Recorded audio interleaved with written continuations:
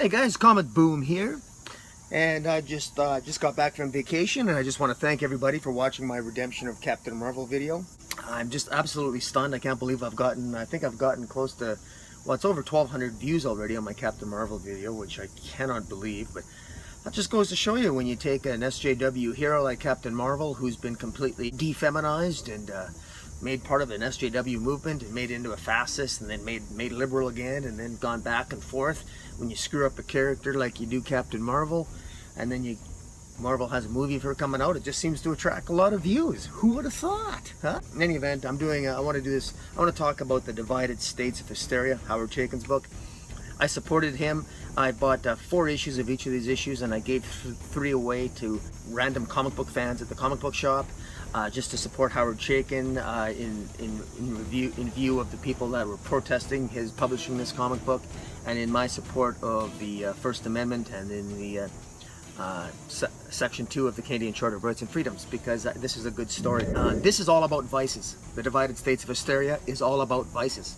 So you take every fear that we have in society, every fear, every misconception that we have about race, every misconception we have about sexual orientation, about any and all fears that we have, and you give those fears, you make those fears real, and you take the worst of that, and you assume the worst parts of all humanity, and you wrap it all up into a package, and you put all those ingredients and you make a cake, and then you put the icing on top. You got Divided States of Hysteria. That's what I love about it. So it's only fitting that in reviewing this, the first 2 issues of Divided States of America, that I do it while partaking in a vice, and that is alcohol consumption. It's a Corona.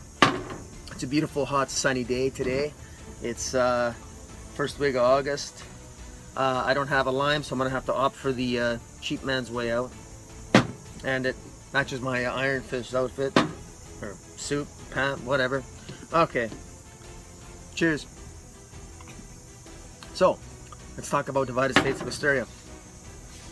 There are essentially 5 main characters in Divided States of Hysteria, because you want to know what the big deal is. Well, the big deal is, with the 5 main stars, we've got a black man, an African-American man, who hates white people. Yeah, and he kills, and he hopes to kill at least a dozen white guys, but he ends up only killing 9, and he's upset, he's arrested for murder. But he kills white guys. Why? Because he's angry at the whites. How typical can you get, you're thinking to yourself, right? African-American, that's our fear, right? That's one of those fears that we have of race. We don't understand black America, so obviously they must all be murderers. So Howard Chaykin, he creates a character who's African-American, and what does this African-American want? He wants to kill white people. So you think, well, how one-dimensional is that? Bear with me. By the way, Henry Moon is the African-American character. We got a guy by the name of Paul Berg. He's a white character, Paul Berg. This guy deals with identity. What's another one of our fears in society? Identity theft. We're afraid of having our identity stripped from us. You know, we live in a society where we all want to define ourselves. God forbid somebody else defines us. Now we live in a society now where we won't even let biology define us anymore. If biology says that we have a penis and therefore we're a man, I'm not a man. If I want to be a woman, I can be a woman, right? This is the type of society we live in now, where not even biology and science can have a say in determining who you are. No, you can be whatever you want to be, and it doesn't matter what science says, right? Well, welcome to the 21st century. Welcome to the regressive left. But hey, I digress a bit, but bear with me. Identity theft. We have a character in here, Paul Berg's his name, and he will take your identity. He seduces older women, and he strips them of all their identity, and then he kills them. He's put in jail. We have a serial killer by the name of Cesar Neckarmulli. He's also put in jail, and he plays in our fears. He's a serial killer, but unlike other serial killers, he plays on another one of society's fears. Namely that, can you imagine a serial killer that does not have a method of operation, does not have a predictable MO, that doesn't have a predictable way of behaving? Well, that would be our worst fears, because we all think that there's so many serial killers out there, because everyone's a victim, and everyone's a victim. So if everyone's a victim, well, who are the bad guys? Well, there must be serial killers out there. So Howard Chaykin creates a character, Cesar Neckarmulli. He's a serial killer. We have another character by the name of Christopher Silver.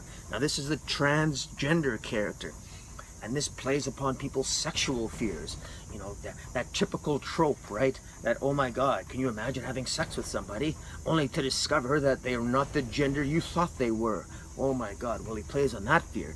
And in this particular one, this transgender character, Christopher Silver, who is a prostitute, ends up with 3 other men who discover that this woman has a penis, and they attack her, and she defends herself and she murders all of them. She kills them all. So she's put in jail. So we've got these 4 characters. Meanwhile, we've got the so-called good guy in the divided States of Hysteria. Howard Chaykin's good guy, the protagonist and his, if you want to call him that, is a guy by the name of Frank Villa. He is a CIA operative. He's kind of a rogue agent. And he himself is kind of an asshole. He cheats on his wife, because naturally, he cheats on his wife, he drinks, and he's got, of course, some crazy theory about what a particular terrorist group is doing.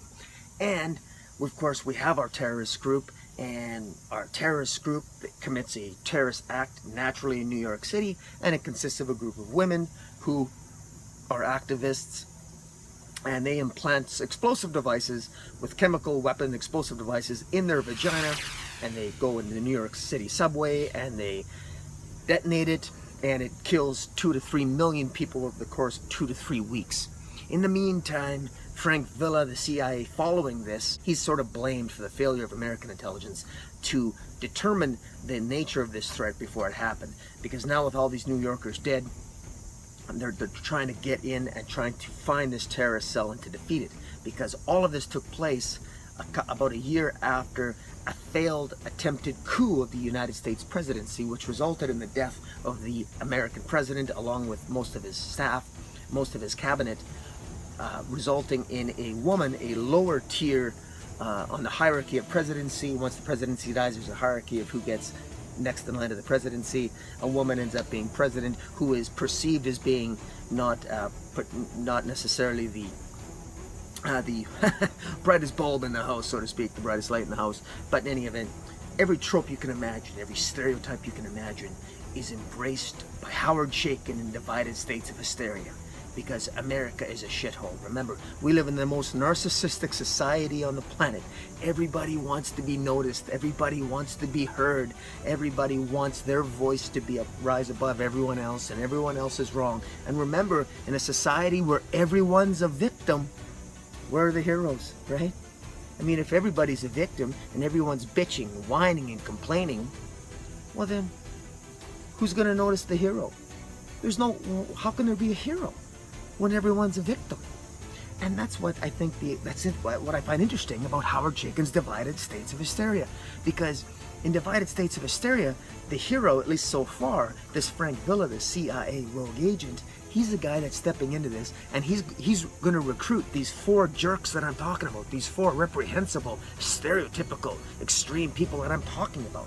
The African American who hates white people, the identity theft person who kills people he takes advantage of, the serial killer with no identifiable MO, and of course the transgender person who is a sociopath and psychopath that doesn't care whom she harms.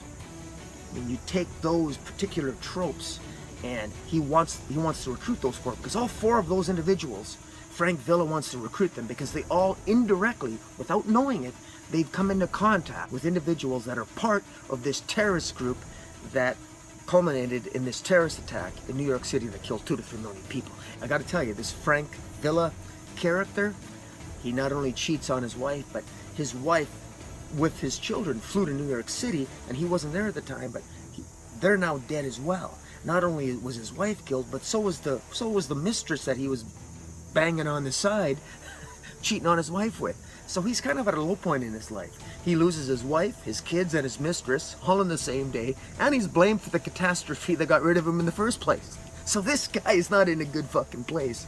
But I'm telling you, this is a good comic book.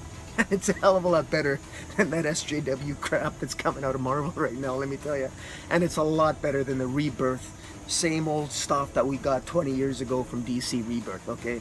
This is the stuff, this is what comic books are meant to be, guys. This is just poking fun at society, alright? So, try not to take offense to it. Well, actually, if you take offense to it, good.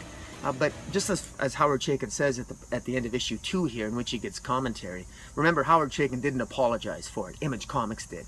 Howard Chaykin is not apologizing for this, and Howard Chaykin makes it very clear at the end of issue 2 in his editorial comments. He makes it very clear that if you don't like what he's writing, don't buy what he's writing. He's not going to lose sleep over it, and actually all of you can go F yourselves. He makes that very, very clear, and I respect him for that. This is a comic book that I would strongly recommend that you pick up.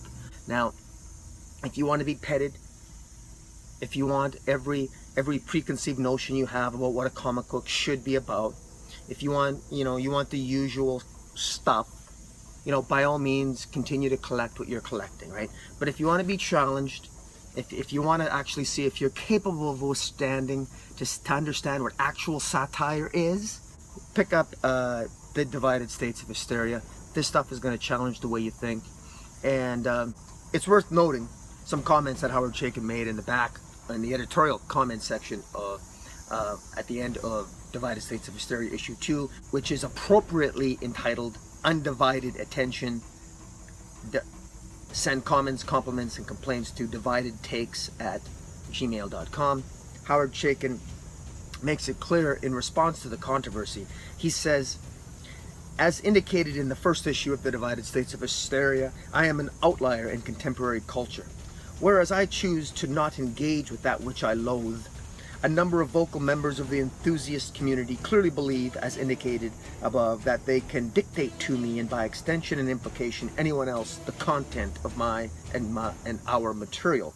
This attitude, it seems to me, is part and parcel with the current notion of an entitlement to protection from ideas, concepts, opinions, and points of view that are deemed offensive by whatever cohort opts to be offended.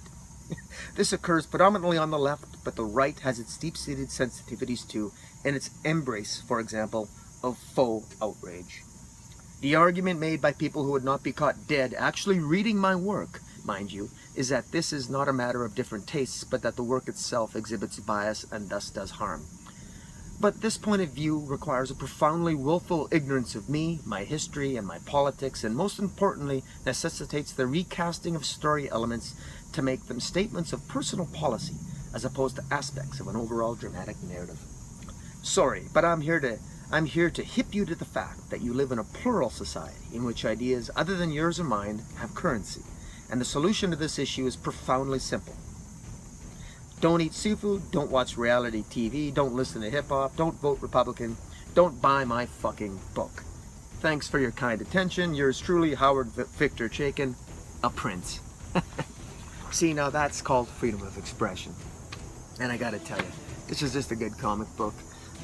You don't have to agree with Howard Chaykin's politics. This book insults everybody. Everybody's a victim in this book. And it's a stark reminder to us all of what happens if we don't check ourselves before we wreck ourselves.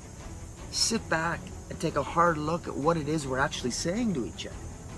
And guys, this is a really good comic book. I strongly recommend that you get it. It's a wake-up call to all of us. Again, I encourage other comic collectors like myself to go out there, buy an extra. I'm going to encourage everyone watching this who collects comic books, buy an extra 2 or 3 copies of The Divided States of Hysteria and give some away to people at your local comic shop to let them see, to broaden their minds a little bit, so that they understand that not everything is SJW, not everything is DC Rebirth, that there's something out there that challenges the way people view the world and is not afraid to take a very draconian and darker take in terms of where all this infighting politically and socially that we're going through right now is going to lead us if we're not careful. That's Howard Chaykin. He's making a statement. So for all you people out there that seem to be very upset with what he's doing, maybe take a pretty deep breath and break out of your little cocoon, and don't be afraid to maybe broaden your perspective a bit. And Comic Boom out.